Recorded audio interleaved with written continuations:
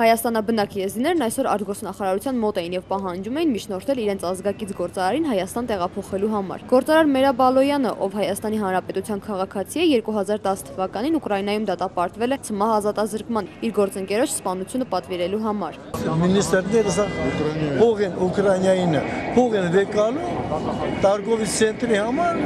դուք նստածում եք որ Տարգովի ցենտրը իրանք վայել է։ Մերա Բալոյանն Ուկրաինայում մեծ առևտրի կենտրոնի սեփականատեր է։ Նրա ազգականները կասկած չունեն, որ այս գործում ներգրավված են Ուկրաինայի բարձրաստիճան պաշտոնյաներ։ Գործարարի ազգականների տվյալներով Բալոյանը բանտում ծայրահեղ պայմաններում է։ Ֆիզիկապես ճնշում են իրան այնտեղ, դիցամա բանտարկելին իրավունք չունեն։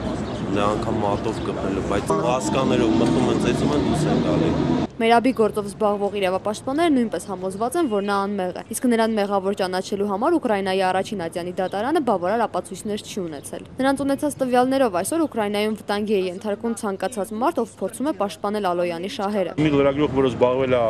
Մերաբի գործով, այս պահին գտնվում է արտասահմանում, ստացել է ապաստարան, քաղաքական ապաստարան ստացել։ Այն ռոլիկները, վիդեո, որը դրված են YouTube-ում, սպանվողի տղեն պատվիրում է սպանություն եւ կիլերին ասում է, որ եթե քեզ բռնեն մենթերը, կասես որ Մերաբն է պատվիրել։ Այսօր ցուցարարները հանդիպեցին արտգործնախարարության ներկայացուցչին, որին խնդրեցին, որպեսզի Ռուսաստանում Հայաստանի հյուպատոսը այցելի Մերա Բալոյանին։ Գործարարի ընկերներն ու բարեկամները արտգործնախարարությունից եւ գլխավոր դատախազությունից պահանջում են գործարարի դատաքննությունը տեղափոխել Հայաստան։ Ինքը Հայաստանի քաղաքացի է, թող այստեղ որոշեն, որ ինչ է եղել, ինչ չի եղել։ Նայինե Սարգսյան, IPV